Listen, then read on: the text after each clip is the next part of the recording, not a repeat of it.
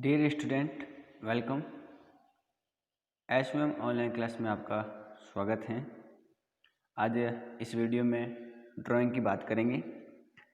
तो 11th की जो ड्राइंग है उसकी शुरुआत हमने की थी और सेकंड लेसन हमारा चल रहा था।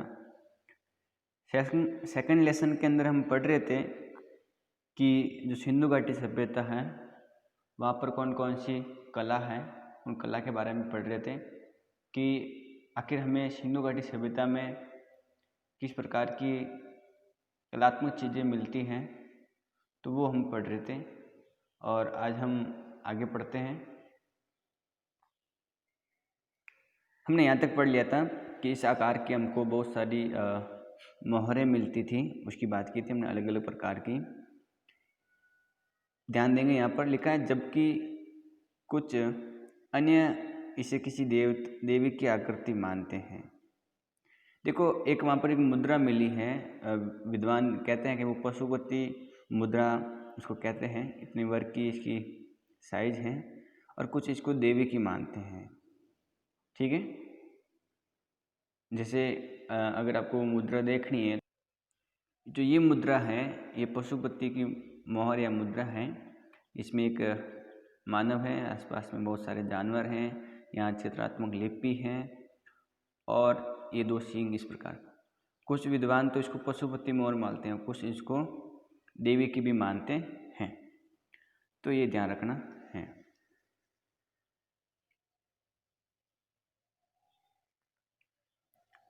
इस मुद्रा में एक मानव आकृति पालथी मारकर बैठी हुई दिखाई गई। अभी देखा आपने कि एक मानव आकृति है जो पालथी मार करके बैठी हुई आकृति है। इस मानव आकृति के दाहिने और एक हाथी है। क्या है? एक हाथी और एक बाघ। ठीक है, दाहिने और क्या है? एक हाथी और एक बाघ। अब देखो, ये मानव आकृति है जो पालती मारकर बैठा हुआ है। ठीक है, इसके दाहिनी ओर एक शेर और एक हाथी दिखाई दे रहे हैं। ठीक है, जबकि बाईं ओर एक गेंडा और एक भैंसा दिखाया गया है। एक गेंडा और एक भैंसा यहाँ पर दिखाई दे रहे हैं बाईं ओर। इस तरह की मुद्रा लगभग 2500 से 1900 ईसा पूर्व की हैं और ये सिंधु घाटी के प्राचीन नगर मोहनजोदड़ो जैसे अनेक पुरा स्थलों पर बड़ी संख्या में पाई गई हैं। ये जो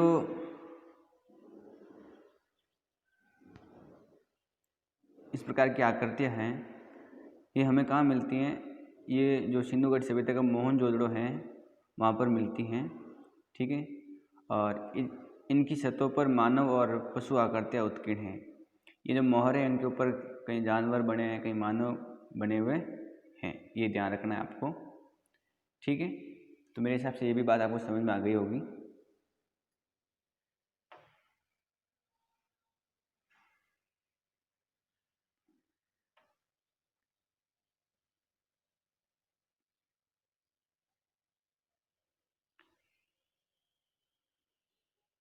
आगे लिखा है, ध्यान देंगे।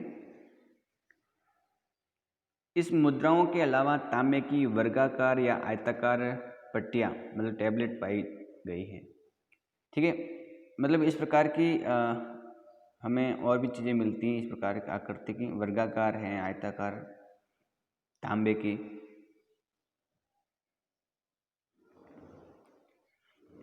लिखा है जिनमें एक और मानव आकृति और दूसरी ओर कोई अभिलेख अथवा दोनों ओर ही कोई अभिलेख हैं।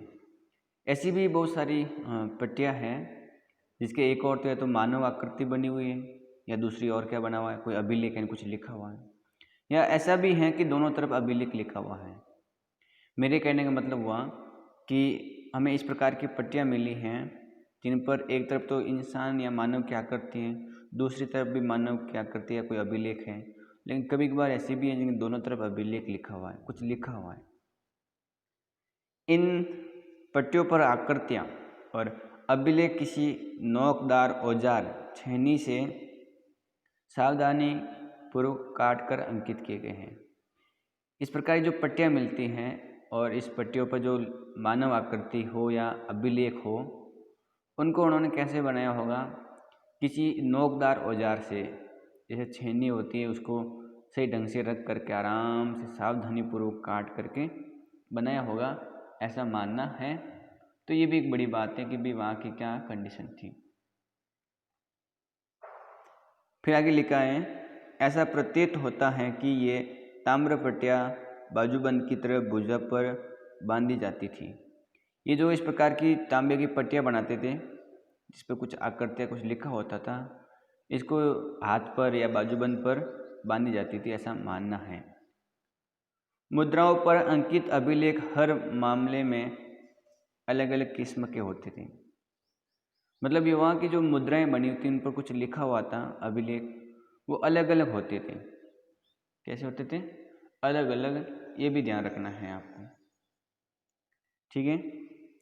मगर इन ताम्र पट्टियों पर अंकित अभिलेख उन पशुओं से ही संबंध थे जो उन पर चित्रित किए गए थे। मतलब वहाँ की ये जो हमको ताम्र पट्टियाँ मिली हैं और जिन पर कुछ पशुओं की आकृति हैं, तो जो भी उन्होंने कुछ अभिलेख लिखा है वो उस पशु से जुड़ा हुआ ही है, उससे संबंधित हैं। ये ध्यान रखना है आपको, ठीक है। तो मेरे हिसाब से हमने मोहरें पढ़ी हैं कि सिंधु घाटी सभ्यता में किस प्रकार की मोहरें मिलती हैं, उनमें क्या विशेषता हैं, कौन कौन सी चित्रात्मक चीज़ें दिखाई देती हैं। तो ये महत्वपूर्ण बातें हैं, आपके काम आने वाली हैं, ध्यान रखें इनको। अगला जो हमारा टॉपिक है वो है मृद भांड। मृद भांड का मतलब होता है मिट्टी के बर्तन। इसका मतलब क्या होता है? मिट्टी के बर्तन। आगे ध्यान देंगे, लिखा है, इन पुरा स्थलों से बड़ी संख्या में प्राप्त मृद भांडों, मिट्टी के बर्तनों की शक्ल सूरत तथा उन्हें बनाने की शैलियों से हमें तत्कालीन डिजाइनों के भिन्न भिन्न रूपों तथा विषयों के विकास का पता चलता है। देखो, एक बहुत बड़ी बात यहाँ कही है, समझने वाली बात है कि ये जो पूरा स्थल है, पूरा स्थल मतलब जो पुराने स्थल हैं जहाँ पर हमने पुरानी वस्तुएं खोजी है, पूरा स्थल के अंदर मोहनजोदड़ो है, कालीबंगा है, हड़प्पा है, लोथल है, धोलावीरा है, राखी गढ़ी है, ठीक है। तो ये जो स्थान है, यहाँ पर हमें बहुत सारे मिट्टी के बर्तन मिलते हैं। और जब हम इन मिट्टी के बर्तनों को देखते हैं तो हमें उस समय की डिज़ाइनों के बारे में पता लगता है कि आखिर वहाँ के उस समय इतने प्राचीन समय की डिज़ाइन क्या थी, किस प्रकार डिज़ाइनों के अंदर उनका विकास होता था, किस प्रकार से वो कलाकार थे, वो बात हमें समझ में आती है। देखो, आपको ध्यान से सुनना है और देखना है क्या लिखा हुआ है, ठीक है। जैसे आपको अपने फील करना है अपने माइंड में कि आप क्लास में बैठे हो और आप किताब के सामने देख रहे हो और सर समझा रहे हैं और बिल्कुल आराम से पढ़ रहे हो।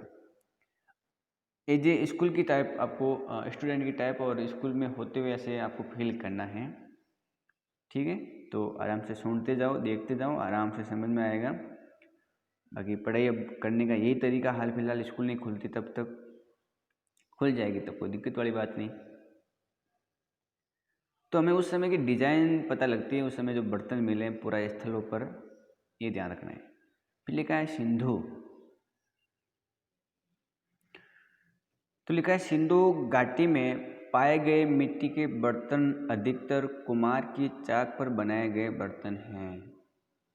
मैं आपसे ये कह रहा हूँ कि सिंधु घाटी सभ्यता में जो अधिकतर बर्तन मिले हैं वो कैसे बनाए हुए हैं? जो कुम्हार हैं उसकी जो चाक है, ऐसे गोल गोल होता है लकड़ी का, जिस पर मिट्टी रख के उसको घुमाते हैं तब वो बर्तन गोल गोल बनता है। देखा होगा, जिस पर बर्तन बनाते हैं, जिस पर मिट्टी के बर्तन बनाते हैं, वो जो लकड़ी का बना होता है उसको चाक कहते हैं। तो अधिकतर जो हमें वहाँ पर बर्तन मिले हैं, ध्यान रखना है कि वहाँ पर इस प्रकार जो बर्तन मिले हैं वो कुम्हार की चाक पर बनाए हुए बर्तन हैं, ये ध्यान रखना है, ठीक है। लिखा है, हाथ से बनाए गए बर्तन नहीं है। ऐसे बर्तन नहीं मिले जो हाथ से बनाए गए हैं, ये आपको ध्यान रखना है। इनमें रंग किए हुए बर्तन कम और सादे बर्तन अधिक हैं। जब हम बर्तनों की बात कर रहे हैं, मृद भांडों की बात कर रहे हैं, तो हमें बर्तन मिलते हैं जो कुम्हार की चाक पर बनाए हुए हैं हाथ से नहीं बनाए हुए हैं। इसके अलावा इनमें जो रंग हैं वो उन कम बर्तनों पर किया हुआ है और सीधे सिंपल बर्तन अधिक मिलते हैं। ये भी बात आपको ध्यान में रखनी है। ये सादे बर्तन आमतौर पर लाल चिकनी मिट्टी के बने होते थे। ये जो बर्तन मिले हैं बिल्कुल सिंपल, वो किस मिट्टी से बने हुए? लाल चिकनी मिट्टी, लाल कलर की जो चिकनी मिट्टी होती है उस मिट्टी से ये बर्तन मिले हुए थे। तो ये बड़ी बात है, आपको ध्यान भी रखना चाहिए कि बर्तन किस मिट्टी से, लाल चिकनी मिट्टी से बने हुए थे। इनमें से कुछ पर सुंदर लाल या सलेटी लेप लगी हुई थी। किसी पर लाल या किसी पर सलेटी लेप लगी हुई थी। लेप मतलब इस प्रकार से लगा हुआ था। बर्तन है तो बर्तन के ऊपर इस प्रकार की डिजाइन करने के लिए सलेटी मतलब हल्की जो ब्लैक कलर होती है, वो स्लेट कलर होता है, वो लेप लगी हुई थी। ठीक है। कुछ गुंडीदार पात्र हैं जो गुंडियों की पंक्तियों से सजे हैं। तो लिखा है कि कुछ गोटीदार पात्र हैं जो गोटियों की पंक्तियों से सजे हैं। गोटीदार का मतलब ये हुआ कि इसकी गर्दन हो इस प्रकार के बर्तन अगर आप देख रहे हो तो ये जैसे बर्तन है, इसकी ये जो बाहर निकला हुआ भाग है ऐसे गोटीदार, तो ऐसे भी बर्तन हमें मिले हैं खूब सारे वहाँ पर, ये भी ध्यान रखना है। ठीक है।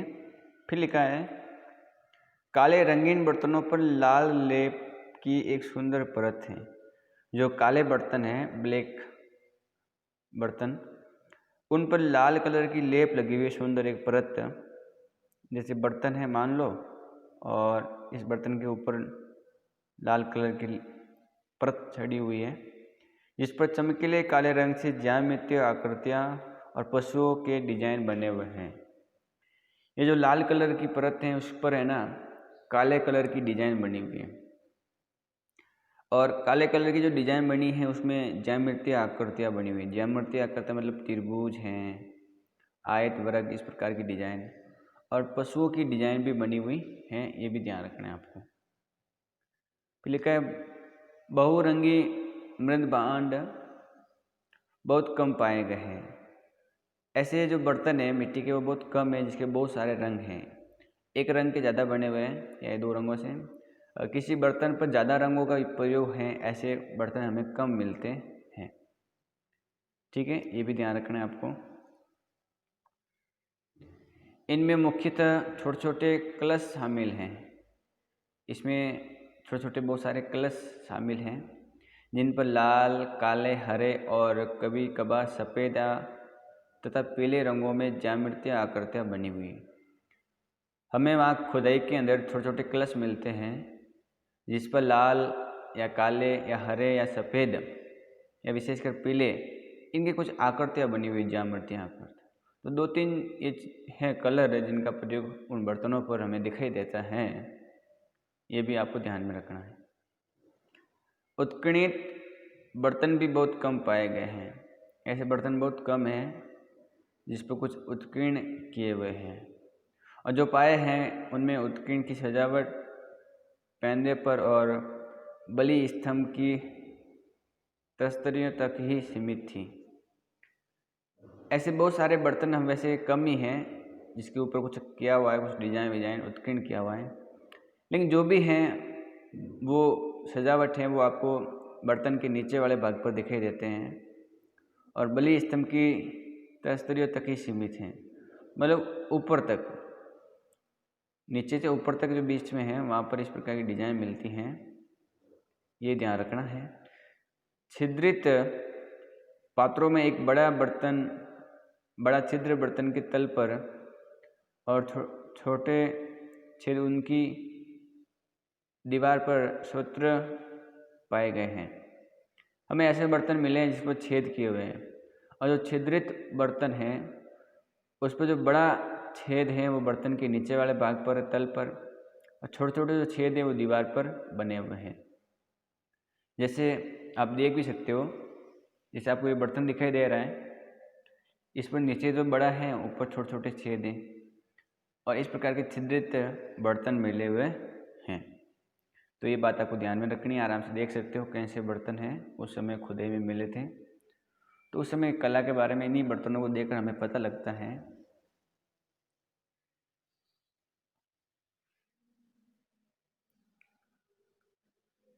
ठीक है।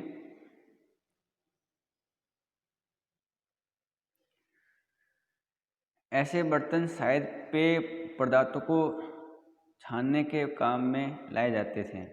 ऐसा मानना है कि जो बर्तन छेद वाले हैं वो जो बर्तन है उनका जो काम है, उनका जो उपयोग है वो शायद पेय पदार्थ यानी पीने वाली जो चीज़ें होती हैं उनको छानने में काम आने वाले थे, इस प्रकार का उनका मानना है। ऐसे बर्तन ये हो गया। घरेलू कामकाज में प्रयोग किए जाने वाले मिट्टी के बर्तन अनेक रूपों तथा आकारों में पाए गए हैं। ऐसे बर्तन जो घर में काम आने वाले हो, घरेलू कामकाज वाले, वो खूब सारे बर्तन अलग अलग रूप में और अलग अलग आकार में पाए गए हैं। तो ये बात भी आपको ध्यान में रखनी है। फिर लिखा है सीधे और कोणीय रुपये वाले बर्तन अपवाद के तौर पर भले ही मिले हो। मतलब ऐसे बर्तन जो सीधे और कोणदार बर्तन हैं वो बड़े कम बर्तन मिले हैं अपवाद के तौर पर लगभग सभी बर्तनों में सुंदर मोड़ पाए गए हैं।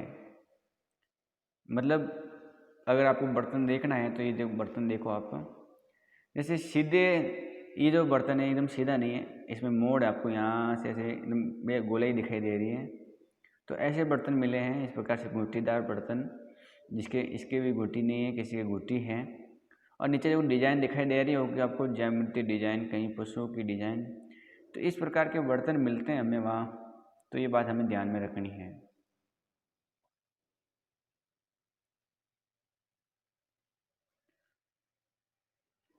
फिर लिखा है छोटे छोटे पात्र जो अधिकतर आधे इंच से भी कम ऊंचाई वाले हैं। बहुत सारे छोटे छोटे बर्तन मिले हैं जो आधे इंच से भी कम ऊंचाई वाले हैं। खास तौर पर इतने अधिक सुंदर बने हुए हैं कि कोई दर्शक उनकी प्रशंसा किए बिना नहीं रहता। मतलब तो छोटे बर्तन हैं आधे इंच से भी कम ऊंचाई वाले, वो इतने बढ़िया सुंदर बने हैं कि देखने वाले देखते रह जाते हैं। इस प्रकार की जो कलात्मक चीज़ें हमें सिंधु घाटी सभ्यता में मिलती हैं डिजाइन के तौर पर, तो वो बातें बड़ी विचार करने योग्य हैं और हमें उनको विचार करना चाहिए, देखना चाहिए। तो ये बात आपको ध्यान में रखनी है। अब पढ़ेंगे हम आभूषण की सिंधु घाटी सभ्यता में आभूषण किस प्रकार के मिले हैं। आभूषण का मतलब तो जानते होंगे ना, कि ऐसी वस्तु जो आपके सजने धजने में काम आने वाली हो, जिन वस्तु को आप पहनकर बढ़िया लगते हो, जो सजावटी सामान है, ऐसी धातु की कोई भी चीज़ बनी हुई, किसी भी वस्तु किसी भी चीज़ की बनी हो सकती हैं। तो आभूषण किस प्रकार के मिले हैं अगर उनकी बात करें तो वो आप ध्यान देंगे। लिखा है कि हड़प्पा के पुरुष और स्त्री अपने आप को तरह तरह के आभूषणों से सजाते थे। जो हड़प्पा के निवासी हैं पुरुष और स्त्रियां, वो तरह तरह के आभूषण पहनते थे और अपने आप को सजाने का काम करते हैं। जैसे आजकल भी लोग विशेष आभूषण पहनते हैं। पुरुषों में तो इनका चलन कम हो गया है, लेकिन महिलाओं में आभूषणों को पहनना का रीति रिवाज आज भी है। पुरुष तो बहुत कम न के बराबर पहनते हैं, लेकिन अलग अलग आदिवासियों इलाकों में तो आज भी पहनते हैं। तो पुराने समय में भी अगर हम हड़प्पा की बात करें सिंधु घाटी सभ्यता की, तो उसमें भी खूब सारे ऐसे आभूषण मिले हैं जो लोग पहनते थे। ये गहने बहुमूल्य धातुओं और रत्नों से लेकर हड्डी और पकी हुई मिट्टी तक के बने होते थे। तो सबसे बड़ी बात जो आपको ध्यान में रखनी है कि जो गहने हैं वो किस चीज़ के बने होते हैं, बहुमूल्य धातु से, या जो रत्न हैं उनसे, या हड्डी या पकी हुई मिट्टी के बने होते थे। तो ये बात आपको ध्यान में रखनी है। और आज के लिए इस वीडियो में इतना ही, बाकी बात करेंगे हम अगली वीडियो में। आपका दिन शुभ हो और वीडियो में बने रहने के लिए आपका बहुत बहुत धन्यवाद है। आशा करता हूँ वीडियो समझ में आया होगा और इस वीडियो को 2-3 बार ज़रूर देखें ताकि आपके दिमाग में सिंधु घाटी सभ्यता की कलात्मक चीज़ें याद रह सकें। और अपना और अपने परिवार का ख्याल रखें, घर पर रहिए, सुरक्षित रहिए, वीडियो को लाइक करें, चैनल को सब्सक्राइब करें और वीडियो को शेयर भी कर सकते हो। तो आज के लिए इतना ही।